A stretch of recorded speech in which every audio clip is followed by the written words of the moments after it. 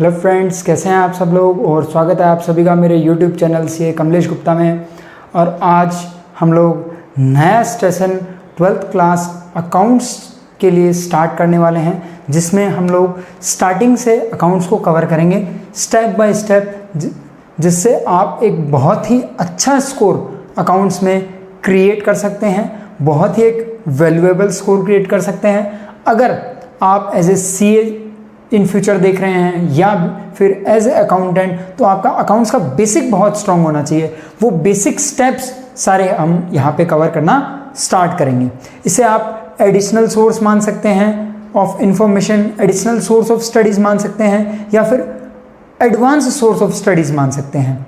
तो आज हम लोग स्टार्टिंग से फर्स्ट चैप्टर नंबर 1, जो कि बहुत ही आसान सा चैप्टर है अकाउंट्स का, नॉन प्रॉफिट ऑर्गेनाइजेशन।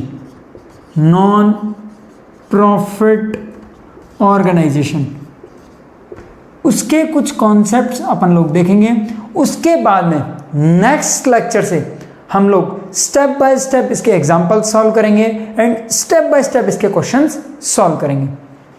सबसे पहले अपन देखते हैं कि non for profit organisation, NPO जिसको बोलते हैं, और एज पर कंपनीज एक्ट 2013 जिसको सेक्शन 8 कंपनीज बोला जाता है, वो क्या होती है। सेक्शन 8 कंपनीज का मतलब होता है ऐसी कंपनी जो प्रॉफिट के मोटिव से क्रिएट नहीं की गई है। एक्चुअल में उनसे क्या हो रहा है डजेंट मैटर, बट वो प्रॉफिट के मैटर से क्रिएट नहीं की गई है। फॉर एग्जाम्पल कोई स्कूल है, अब स्कूल का मोटिव क्या होता है एजुकेशन, उसका कोई भी मोटिव क्या नहीं होता है कि हम लोग क्या अर्न करेंगे, प्रॉफिट अर्न करेंगे। क्या अर्न करेंगे, प्रॉफिट। तो उसको कैसे रजिस्टर करवाया जाता है कंपनीज फॉर्मेट में। अगर आप उसको रजिस्टर करवाना चाहते हैं तो as a section 8 company, non profit organisation companies को क्या करवाया जाता है, रजिस्टर करवाया जाता है। किसमें, कंपनीज एक्ट में। हो सकता है आप उसे सोसाइटी की तरह रजिस्टर करवाएं, बट वो एज ए सोसाइटी अपन यहाँ पे बात नहीं करेंगे। यहाँ पर अपन सिर्फ किसकी बात करेंगे, अगर कोई भी ऐसा चैरिटेबल ट्रस्ट है या फिर कोई भी एजुकेशनल इंस्टीट्यूट है जो किसकी तरह रजिस्टर करवाया गया है, एज ए कंपनी की तरह रजिस्टर करवाया गया है, तो उसके अकाउंट्स, उसके जो फाइनल अकाउंट्स होते हैं, नॉर्मली फाइनल अकाउंट्स में क्या आता है, ट्रेडिंग एंड P&L अकाउंट, जो अपन 11th क्लास में देख के आते हैं, जिसको बोलते हैं trading and P&L account. First, second क्या आता है, बैलेंस शीट। वैसे तो 3 हो गए हैं, ट्रेडिंग, P&L, बैलेंस शीट, अलग अलग। इसमें भी ऐसा ही कुछ प्रोसेस होता है। और एक अपन क्या बनाते हैं, cash flow statement. Cash flow statement, ये कैश फ्लो स्टेटमेंट का एक अलग से चैप्टर है, एज वेल एज एक इंडेस भी है, बट 12th के अकाउंट्स में इसका एक चैप्टर रखा गया है कैश फ्लो स्टेटमेंट। वो क्या होता है, वो किस पर्पज से बनाया जाता है, उसका क्या यूटिलाइजेशन है, उसको किस एंगल से देखते हैं, ये सारी बात अपन किस में देखेंगे, कैश फ्लो स्टेटमेंट। बट यहां पर हम किसकी बात कर रहे हैं, फाइनल अकाउंट्स की बात कर रहे हैं। तो फाइनल अकाउंट्स में नॉन प्रॉफिट ऑर्गेनाइजेशन के लिए ट्रेडिंग एंड P&L का सिर्फ नेम चेंज किया गया है, सिर्फ और सिर्फ नेम चेंज करके क्या रख दिया गया है, इनकम एंड एक्सपेंडिचर अकाउंट। क्या, income and expenditure account. Cash flow statement को क्या कर दिया गया है, रिसिट एंड पेमेंट अकाउंट्स। क्या, रिसिप्ट एंड पेमेंट अकाउंट। और बैलेंस शीट का क्या नाम रखा गया है, एज ए बैलेंस शीट। अभी मैं आपको सिर्फ टर्मिनोलॉजी बता रहा हूं, जो टर्मिनोलॉजी किस चैप्टर में यूज होती है, इस चैप्टर में यूज होगी। उसके बाद में अब अगर अपन बात करें ट्रेडिंग एंड P&L अकाउंट की, तो मैं यहां पे लिख देता हूं, मान लीजिए ये ट्रेडिंग अकाउंट है, किसी प्रॉफिट ऑर्गेनाइजेशन का ये क्या है, ट्रेडिंग अकाउंट। इसमें से कुछ भी आपको नोट नहीं करना है, ये सिर्फ आपके बेसिक अंडरस्टैंडिंग के लिए, ये सिर्फ चैप्टर का बैकग्राउंड है, ठीक है। तो ट्रेडिंग अकाउंट में यहां पे क्या आता है, सेल्स, जो भी आइटम है, क्लोजिंग स्टॉक आता है, जो भी आइटम। यहां पे क्या आता है, ओपनिंग स्टॉक, जो भी है। फिर क्या आती है, परचेज, और यहां पे क्या आता है, प्रॉफिट, ठीक है, जिसको अपन बोलते हैं ग्रॉस प्रॉफिट।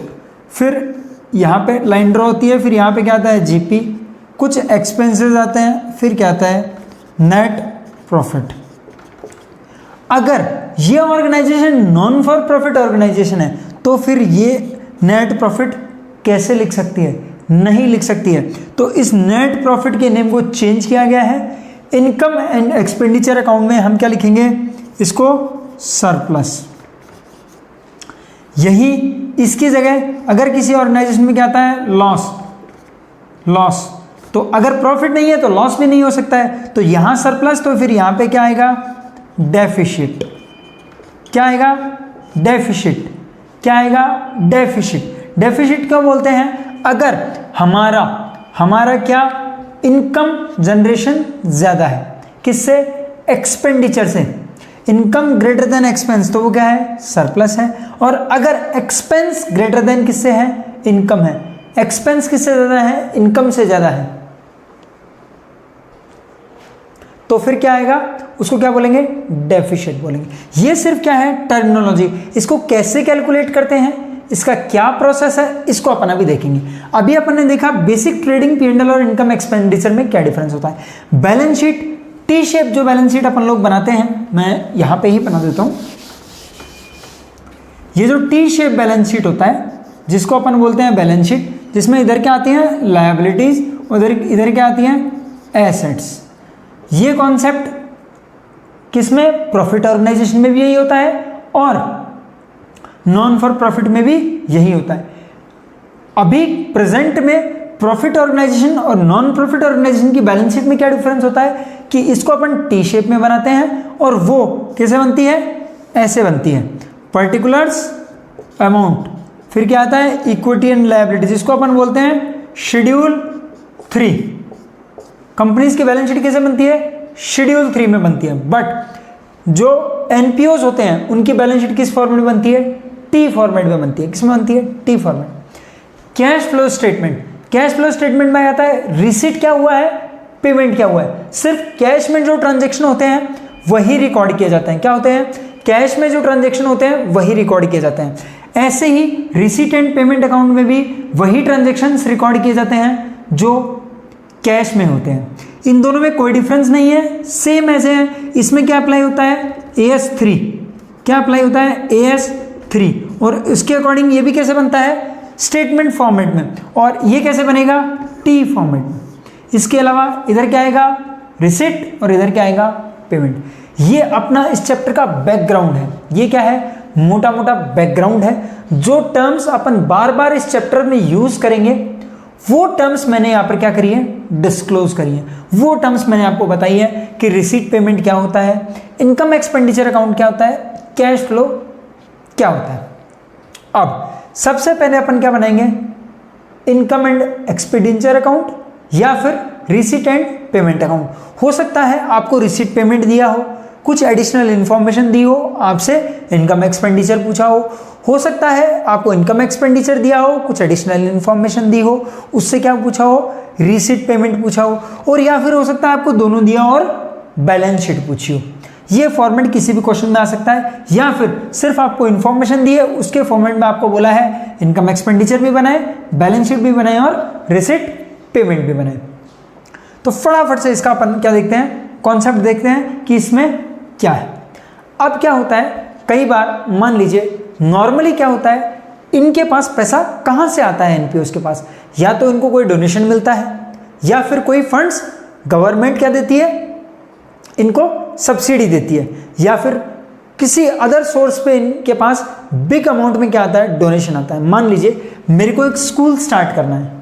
अब स्कूल स्टार्ट करने के लिए किसी ट्रस्ट ने मुझे क्या दिया है डोनेशन दिया है, बोला है आपको मैं पैसा दे रहा हूं कितना 100 लाख रुपीस, 100 लाख रुपीस दे रहा हूं। बट मैं वो किस चीज के लिए दे रहा हूं, ओनली फॉर स्कूल की बिल्डिंग के लिए दे रहा हूं। किसके लिए दे रहा हूं, स्कूल की बिल्डिंग के लिए दे रहा हूं।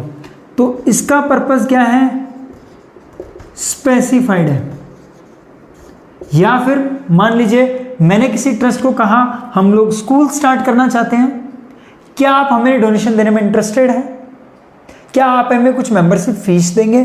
तो उन्होंने कहा आप एक काम कीजिए, ये लीजिए 10 लाख रुपए, कितना लीजिए, ये लीजिए 10 लाख रुपीस, और आप इसको स्कूल के काम में लीजिए। अब न तो उन्होंने ये कहा बिल्डिंग में काम में लेना है, न बुक्स, न लाइब्रेरी, ट्यूशन फीस, जहां मर्जी वहां पे वो ट्रस्ट क्या कर सकता है, इस पैसे को काम में ले सकता है। बट दूसरी सिचुएशन क्या है, 100 लाख रुपीस की, वहां पर इन्होंने मुझे क्या किया है, बाउंड किया है। क्या किया है, बाउंड किया है कि आप लोग क्या करेंगे, इसी पैसे को क्या करेंगे, सिर्फ स्कूल में काम में लेंगे। स्कूल के किस में काम में लेंगे, बिल्डिंग में काम में लेंगे। तो ऐसा कोई भी डोनेशन या ऐसा कोई भी पैसा जो जनरल पर्पस के लिए आता है, कोई भी मेंबरशिप फीस है, कोई भी डोनेशन है, कोई भी किसी भी तरह की रिसीट है, हमारी किसी भी तरह की रिसिप्ट है, तो ऑलवेज रिसिप्ट एंड पेमेंट में तो आएगा ही आएगा, चाहे स्पेसिफिक हो चाहे नॉर्मल हो। बट इन्होंने बोला है कि अगर कोई भी स्पेसिफाइड केस है तो वो स्पेसिफाइड केस का रिजर्व कहां पे जाएगा, डायरेक्ट बैलेंस शीट में जाएगा। और अगर कोई भी जनरल रिसिप्ट आती है तो वो कहां पे जाएगी, इनकम एंड एक्सपेंडिचर के इनकम साइड में जाएगी, इनकम एंड एक्सपेंडिचर के इनकम साइड में जाएगी। यहां तक सबको क्लियर है। दूसरा पॉइंट क्या है, आप ट्रेडिंग एंड P&L जो बनाते हैं वो किसके बेसिस पे बनाते हैं, अक्रूवल के बेसिस पे। और रिसीट पेमेंट क्या है, कैश बुक। तो कैश बुक तो बैंक बुक की तरह चलता है, बट ट्रेडिंग P&L किसकी तरह बनता है, बैलेंस शीट की, सॉरी ट्रेडिंग P&L किसकी तरह बनता है, अक्रूवल बेसिस पे। तो सेम मेथड किसमें फॉलो होने वाला है, इनकम एंड एक्सपेंडिचर में। अगर ट्रेडिंग P&L किस पे बन रहा है, अक्रूवल पे, तो इनकम एंड एक्सपेंडिचर भी किस पे बनेगा, अक्रूवल पे। अब कई बार क्या होगा क्वेश्चंस में, कई बार ये लोग क्या करेंगे, जैसे इन्होंने बोल देंगे कि सब्सक्रिप्शन फीस कितना है, 10 lakh rupees, collection of last year कितना है, 1 लाख, और नेक्स्ट ईयर का कितना है, 2 लाख। तो सबको पता है कैसे कैलकुलेट करते हैं, 10 lakh minus same method, last year का भी अपन नहीं लेंगे तो -1 लाख, नेक्स्ट ईयर का भी अपन नहीं लेंगे, कितना, -2 लाख, करंट ईयर का कितना है, 7 लाख, करंट ईयर का कितना आएगा, 7 लाख। मान लीजिए यही क्या होती, कैश बुक होती, तो कैश बुक में डायरेक्ट कितना आएगा, 10 लाख, और receipt and payment, sorry income and expenditure के इनकम साइड में कितना आएगा, इनकम साइड में कितना आएगा, 7 लाख रुपीस। कितना आएगा, 7 लाख रुपीस। कितना आएगा, 7 लाख रुपीस। तो सेम जो आप 11th क्लास में पढ़ के आए हैं, सेम स्ट्रक्चर यहां पे फॉलो करना है, सेम अक्रूवल बेसिस पे बनेगा, सब चीज सेम है। ट्रेडिंग P&L में जो फॉलो होती है वो इनकम एक्सपेंडिचर में फॉलो होंगी, बस नाम चेंज कर दिया गया है। ट्रेडिंग P&L का क्या, इनकम एंड एक्सपेंडिचर। प्रॉफिट को क्या बोल दिया गया है, सरप्लस। लॉस को क्या बोल दिया गया है, डेफिशिट। कैश स्टेटमेंट को क्या बोलेंगे, receipt and payment. Balance sheet as a balance sheet बनेगा। इसके अलावा कोई भी कॉन्सेप्ट आपका अलग नहीं है, कोई भी कॉन्सेप्ट आपका अलग नहीं है इस चैप्टर में। इसके बाहर कोई भी कॉन्सेप्ट नहीं आएगा, आपको सिर्फ बेसिक्स यूज करना है। 11th क्लास का वो बेसिक्स कैसे यूज करना है मैं आपको एक एग्जाम्पल करके बताऊंगा नेक्स्ट लेक्चर में। आज हमने क्या देखा है, सिर्फ ओवरव्यू देखा है, इसको हम कैसे कवर कर सकते हैं। So thank you guys, thank you for watching the video. अगर वीडियो पसंद आए तो लाइक करें, शेयर करें, कमेंट करना ना भूलें, शेयर जरूर करें, मैक्सिमम फ्रेंड्स के साथ शेयर करें। Thank you.